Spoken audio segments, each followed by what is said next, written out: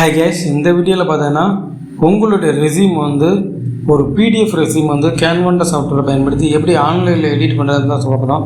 நிறைய பேர் பார்த்தீங்கன்னா ஃப்ரெண்ட்ஸ் இந்த மாதிரி பிடிஎஃப் ரெஸ்யூம் அனுப்பிச்சி விட்ருவாங்க. ஸோ இதை எடிட் பண்ணுறது ரொம்பவே கஷ்டமாக இருக்கும்.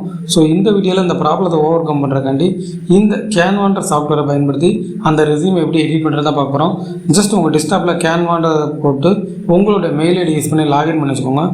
லாகின் பண்ணோன்னா அதோட இன்டர்ஃபேஸ் இப்படி தான் இருக்கும். ஓகேங்களா, நான் அதோட லிங்க்கை கீழே டிஸ்கிரிப்ஷனில் தரேன். இங்கே போய்ட்டு நீங்கள் சர்ச் யுவர் கண்டென்ட் ஆர் கேன்வான் இருக்கா, இங்கே போய்ட்டு ஜஸ்ட் நீங்கள் ரெஸ்யூம்னு டைப் பண்ணிக்கோங்க. ஒன்ஸ் ரெஸ்யூம் டைப் பண்ணிங்கன்னா ஃபஸ்ட் ஒருத்தர் பாருங்கள் ரெஸ்யூம்ன்றது, இந்த ரெஸ்யூம்ன்ற ஆப்ஷனை கிளிக் பண்ணிக்கோங்க. ஒன்ஸ் ரெஸ்யூம்ன்ற ஆப்ஷனை கிளிக் பண்ணிங்கன்னா இந்த மாதிரி கிரியேட் ஏ பிளாங்க் ரெஸ்யூம்னு ஒரு ஆப்ஷன் வரும். ஜஸ்ட் இந்த கிரியேட் ஏ பிளாங்க் ரெஸ்யூம்ன்ற கொடுத்துட்டு இப்போ நீங்கள் உங்கள் ஃப்ரெண்ட்ஸ் அனுப்பிச்சது யாரோ அனுப்பிச்சதை டவுன்லோட் பண்ணி உங்களோட டெஸ்க்டாப்பில் வச்சுருப்பாங்க பாருங்கள். அதை இங்கே அப்லோட் பண்ணுங்கள். நீங்கள் எப்படி அப்லோட் பண்ண போதுன்னா லெஃப்ட் சைட் அப்லோடுன்னு ஒரு ஆப்ஷன் இருக்கா, இதை கொடுத்துட்டு ஜஸ்ட் அப்லோடு ஃபைலில் கொடுத்துட்டு நீங்கள் ரெஸ்யூமை எங்கே சேவ் பண்ணி வச்சுருக்கீங்களோ அங்கே போய்ட்டு ரெஸ்யூம் அப்லோட் பண்ணுங்கள். அதாவது இதுதான் என்னோடய ரெஸ்யூம். ஸோ நான் அதை டபுள் டேப் பண்ணிவிட்டு இந்த ரெஸ்யூம் இந்த கேன்வான்ற சாஃப்ட்வேரில் இம்போர்ட் பண்ணிக்கிறேன். ஓகேங்களா, இப்போ பாருங்கள் ஃபார் எக்ஸாம்பிள் இம்போர்ட் ஆகிருக்கு. ஓகேங்களா, ஒன்ஸ் இம்போர்ட் ஆன முடிச்ச உடனே ஃபார் எக்ஸாம்பிள் அந்த இதை கிளிக் பண்ணி பாருங்கள். இந்த இதுதான் அந்த இம்போர்ட் ஆன ப்ராஜெக்ட்டு.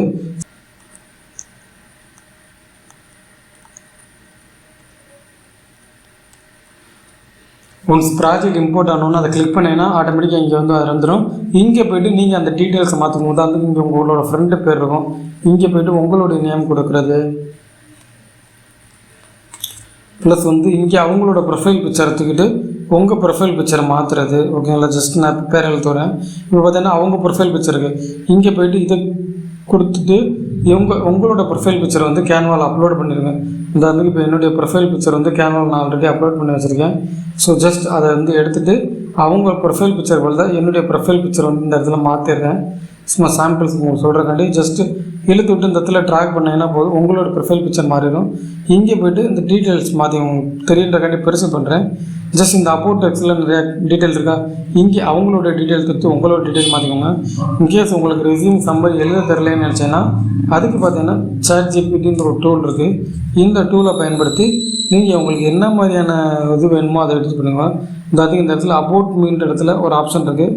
இங்கே நம்ம ஃபார் எக்ஸாம்பிள் ChatGPTயில் போய்ட்டு எனக்கு சம்மரி எழுதி கூட அப்படின்னு கேட்குறேன். இங்கே போய்ட்டு ரைட் ரெஸ்யூம் சம்மரி அப்படின்னு கேட்டோம்னா ChatGPT பார்த்தீங்கன்னா நமக்கு ரெஸ்யூமோட சம்மரி எடுத்துரும். ஜஸ்ட் நான் கொடுத்துட்டு என்டர் பண்ணிடுறேன். ஒன்ஸ் ரெஸ்யூமோட சம்மரி இதை எடுத்து தந்துடும். ஸோ இதை அப்படியே இதுக்கு பேஸ்ட் பண்ணிடுறாங்க. இதில் சில சேஞ்சஸ் பண்ணுங்க. உதாரணத்துக்கு இந்த பாருங்கள் டிரைவ் ரிசல்ட் வாட்டி X இயர்ஸ்க்கு போட அந்த இடத்துல 5 இயர்ஸ் இந்த மாதிரி உங்களுக்கு எது சூட்டபுள் ஆகுமோ அதை இந்த இடத்துல சூஸ் பண்ணிவிட்டு இந்த இதை மாடிஃபை பண்ணுங்க. இந்த மாதிரி பிடிஎஃப் ஒவ்வொன்றா நீங்கள் மாடிஃபை பண்ணி முடிச்சதுக்கப்புறம் பார்த்தீங்கன்னா இந்த ரைட் சைட் ஷேர்னு ஒரு பட்டன் இருக்கும். இதை கொடுத்துட்டு அகைன் டவுன்லோடுன்னு ஒரு ஆப்ஷன் இருக்கும். இதை கொடுத்துட்டு இப்போ உங்களுக்கு பிடிஎஃப் ஃபார்மேட்டில் ரெஸ்யூம்னா பிடிஎஃப் கொடுத்துக்கோங்க. வேறு எந்த ஃபார்மேட் வேணுமோ அந்த ஃபார்மேட் கொடுத்துட்டு ஜஸ்ட் டவுன்லோடுன்னு கொடுத்தீங்கன்னா நீங்கள் இப்போ எடிட் பண்ண ஃபைல் டவுன்லோட் ஆக ஆரம்பிச்சிடும். ஒரு டவுன்லோட் ஆனோன்னா நீங்கள் இந்த ஃபைல் யூஸ் பண்ணிக்கோங்க. இப்படி தான் பார்த்தீங்கன்னா இந்த கேன்வான்ற சாஃப்ட்வேர் பயன்படுத்தி ஃபைல்ஸ் எடிட் பண்ணுறது. இந்த கேன்வா பற்றி நிறையா கற்றுக்கணுச்சுன்னா இந்த வீடியோவோட பிளேலிஸ்ட் லிங்க்கில் டிஸ்கிரிப்ஷனில் கொடுக்குறது கண்டிப்பாக செக் பண்ணி பாருங்கள்.